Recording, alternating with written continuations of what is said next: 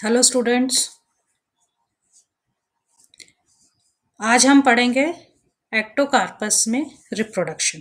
अब तक हमने पढ़ा एक्टोकार्पस का वेजिटेटिव स्ट्रक्चर, कायिक संरचना एक्टोकार्पस की कैसी होती है। आज हम स्टार्ट करेंगे एक्टोकार्पस में जनन किस प्रकार से होता है। Reproduction in Ectocarpus. In Ectocarpus the reproduction takes place by asexual and sexual methods, यानी कि इसके अंदर अलैंगिक जनन और लैंगिक जनन दोनों तरह के जनन पाए जाते हैं।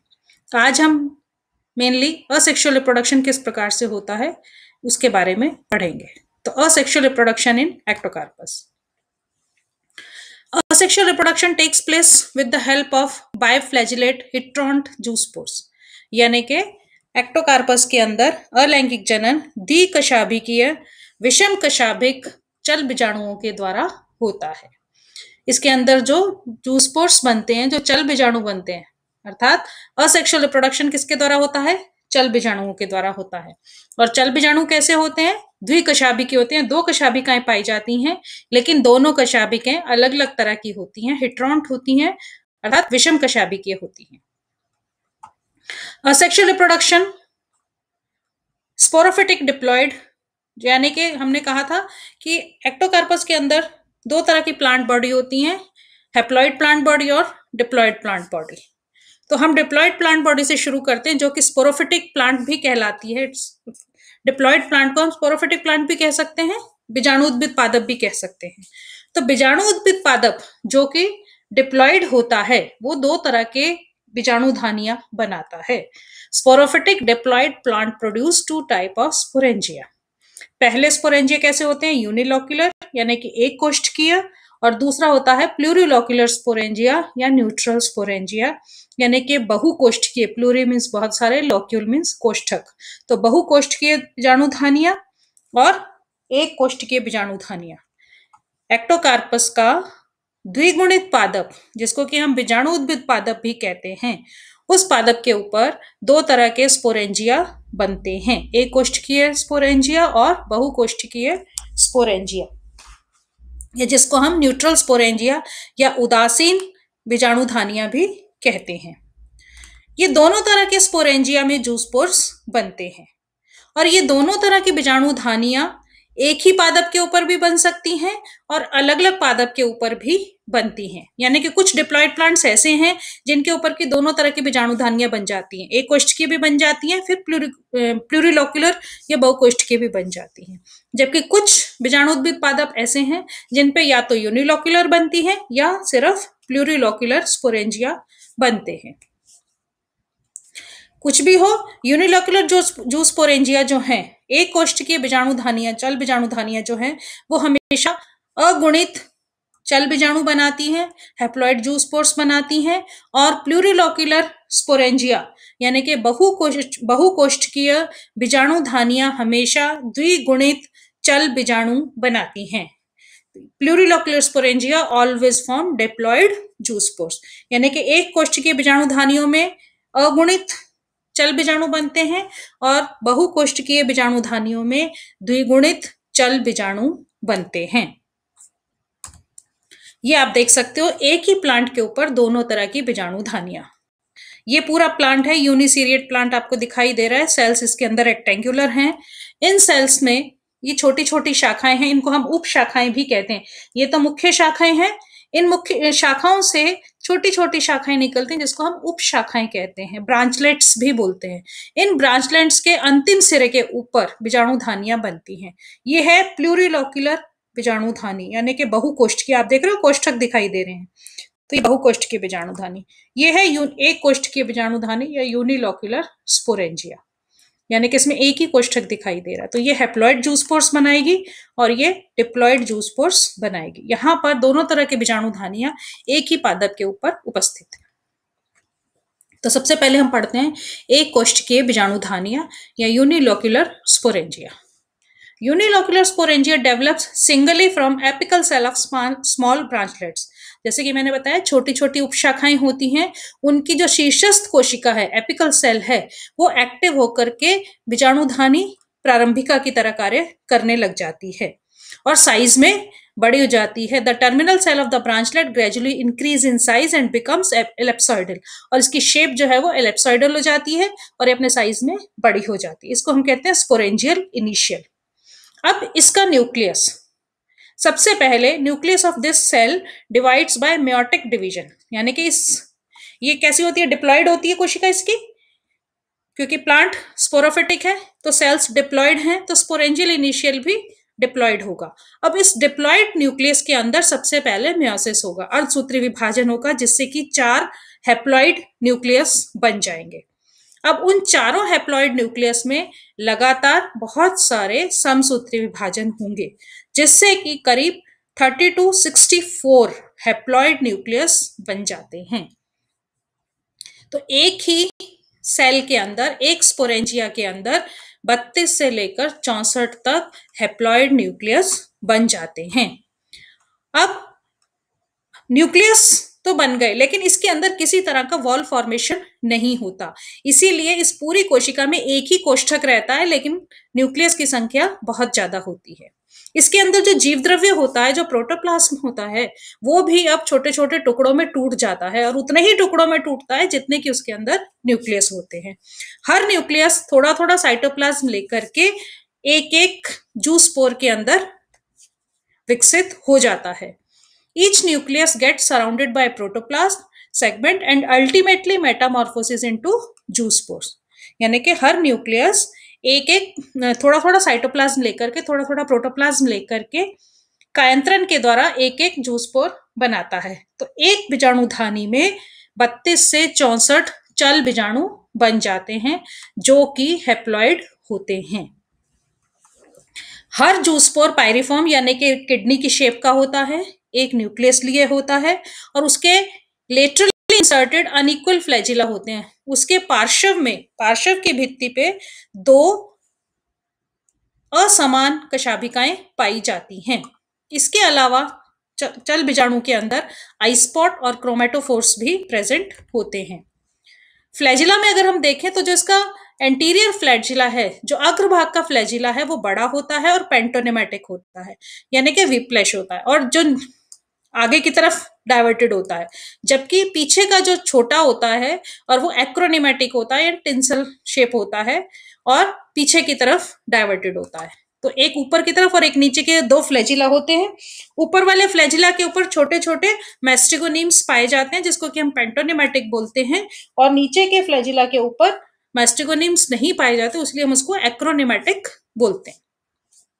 तो 2 असमान कशाभिकाएं पाई जाती हैं।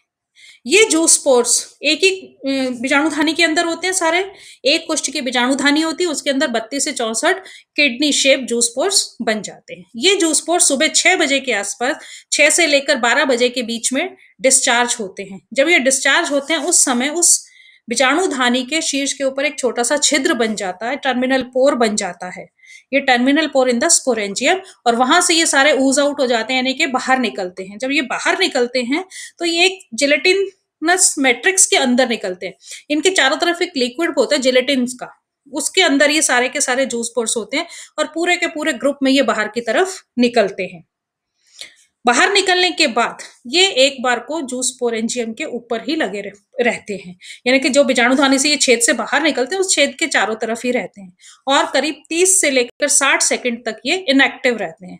द जूस्पोर्स रिमेन इनएक्टिव, यानी कि क्रियाशील नहीं होते हैं 30 से 60 सेकंड, यानी कि 1 मिनट के आसपास ये एज इट इज पड़े रहते हैं। उसके बाद ये पानी में आ जाते हैं और free and swim in water, तैरने लगते हैं, और करीब 30 मिनट तक ये तैरते हैं। They remain motile for about 30 minutes, तो पानी के अंदर ये 30 मिनट तक तैरते हैं। जैसे कि हमने कहा, ये जूस्पोर्स हैप्लॉइड होते हैं। अब तैरने के बाद ये जूस्पोर्स अपने फ्लैजिला, कुछ समय तैरने के बाद ये कोई ना कोई सबस्ट्रेटम जब इनको दिख जाता है, उस समय ये अपने फ्लैजिला छोड़ देते हैं और सबस्ट्रेटम के ऊपर आकर के अपने अग्रभाग से, एंटीरियर एंड से अटैच हो जाते हैं, और अपने चारों तरफ एक भित्ति सिक्रीट कर लेते हैं। They secrete a wall around themselves. Her zoospore अपने चारों तरफ एक भित्ति को सिक्रीट कर लेता है, और 2 से 3 घंटे के अंदर एक जूस्पोर में जर्मिनेशन शुरू हो जाता है। जब इनके अंदर जर्मिनेशन शुरू होता है, तो ये जर्मिनेट होकर के क्या बनाएंगे, नया हैप्लॉइड प्लांट बनाएंगे, नया गैमेटोफिटिक प्लांट बनाएंगे या युग्मोद्भिद पादप बनाएंगे, क्योंकि क्रोमोसोम्स की संख्या यहाँ पर अब कैसी हो गई है, हैप्लॉइड हो गई है। फिलामेंट कैसे बनेगा कि ये जूस पोर्स जो है ये एक जनन नलिका बनाएंगे, जर्म ट्यूब बनाएंगे, जर्म ट्यूब लंबी होगी और उसके अंदर कई अनुप्रस्थ विभाजन होते जाएंगे और धीरे धीरे पूरा फिलामेंट बनेगा। पहले फिलामेंट प्रोस्टेट सिस्टम बनाएगा, उस प्रोस्टेट सिस्टम से फिर इरेक्ट सिस्टम विकसित होगा। तो इस तरह से एक हैप्लॉइड प्लांट बन जाएगा, गैमेटोफिटिक प्लांट बन जाएगा। इस हैप्लॉइड प्लांट के ऊपर अब जो नया प्लांट बनेगा उसके ऊपर केवल प्लूरिलॉक्यूलर गैमेटेंजिया बनेंगे, यानी कि वो प्लांट आगे चल करके सेक्सुअल रिप्रोडक्शन करेगा, उसके अंदर केवल सेक्सुअल रिप्रोडक्शन पाया जाएगा।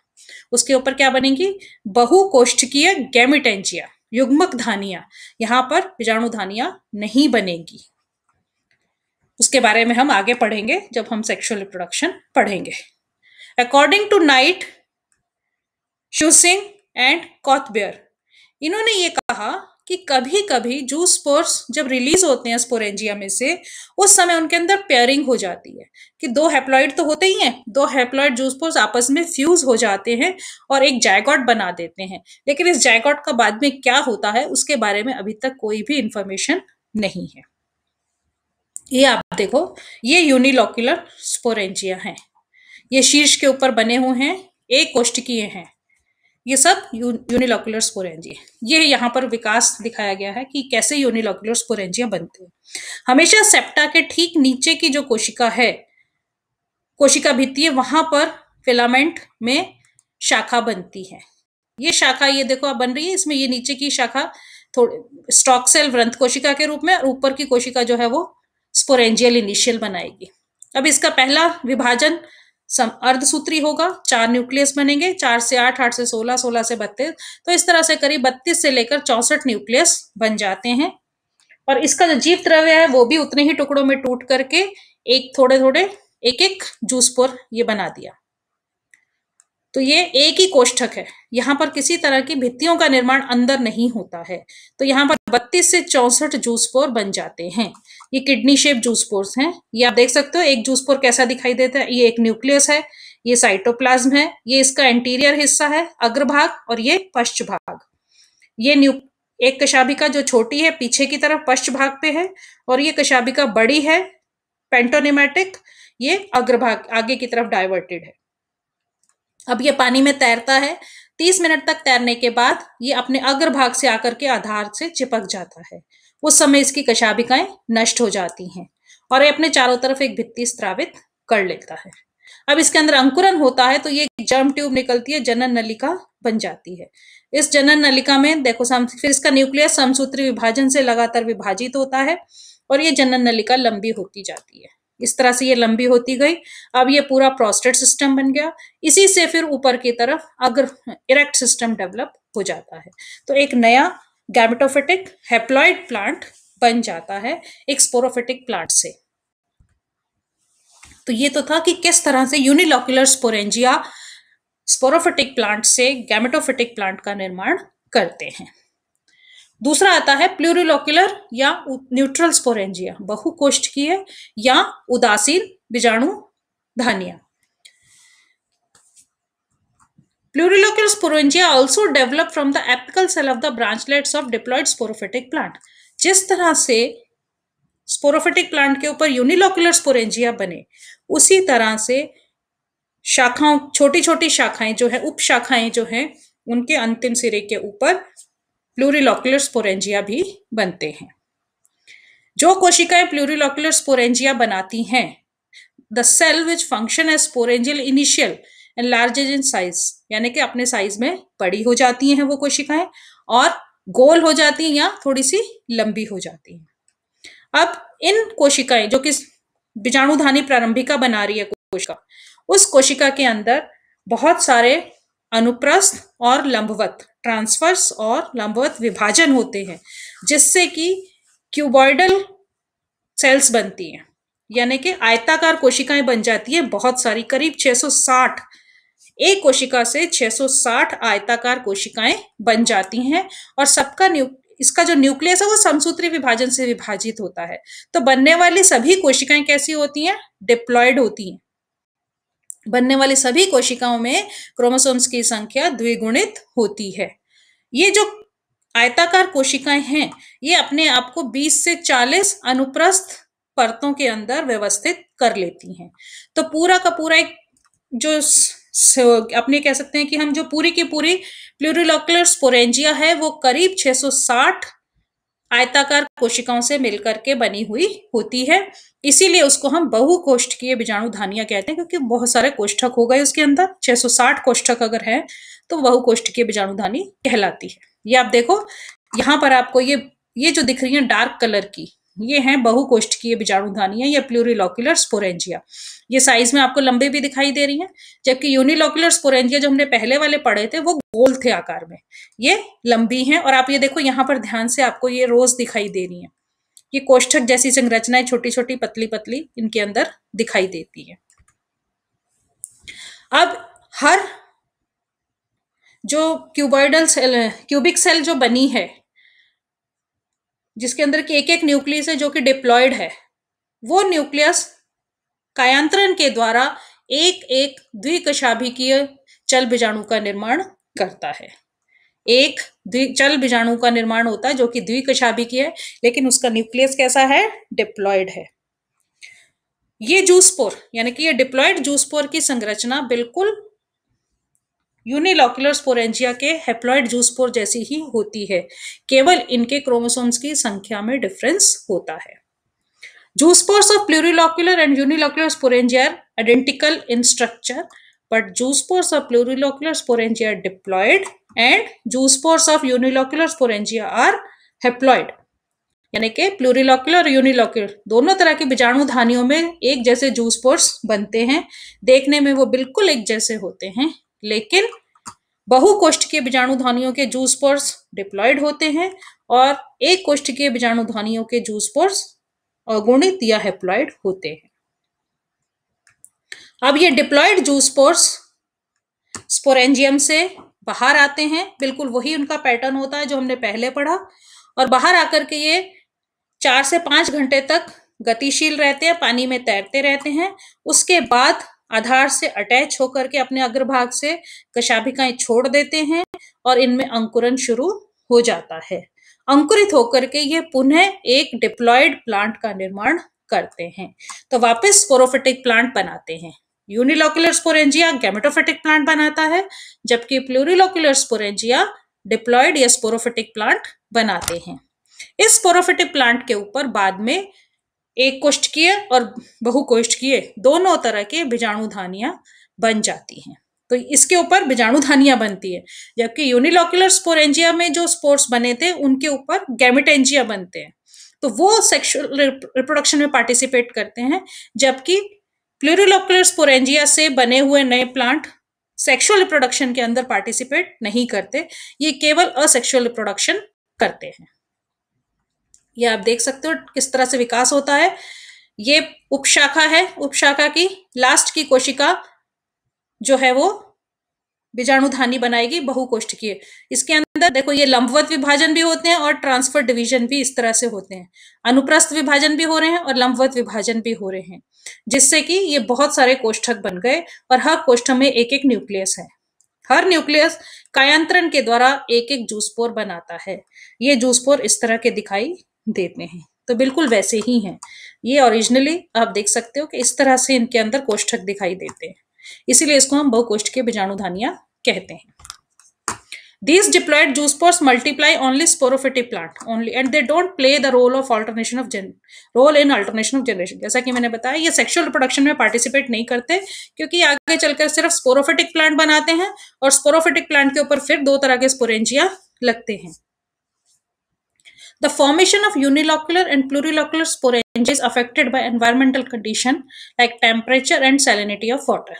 यानी कि स्पोरोफिटिक प्लांट जो कि हमने शुरू में पढ़ा, उसके ऊपर यूनिलोक्युलर स्पोरेंजिया बनेंगे या प्लूरिलोक्युलर स्पोरेंजिया बनेंगे, ये काफी कुछ वातावरण की अवस्थाओं के ऊपर निर्भर करता है। जैसे वहां का टेम्परेचर क्या है, पानी के अंदर सैलिनिटी कितनी है, उसके ऊपर डिपेंड करता है। जैसे कि एक्टोकार्पस सिलिक्योलोसिस स्पीशीज है, उसके अंदर 13 डिग्री सेंटीग्रेड के ऊपर तो यूनिलोक्युलर स्पोरेंजिया बनते हैं, 19 डिग्री सेंटीग्रेड टेम्परेचर अगर है तो प्लूरिलोक्युलर स्पोरेंजिया बन जाते हैं, और यदि टेम्परेचर 16 डिग्री के आसपास है तो दोनों तरह के स्पोरेंजिया उस प्लांट के ऊपर बन जाते हैं।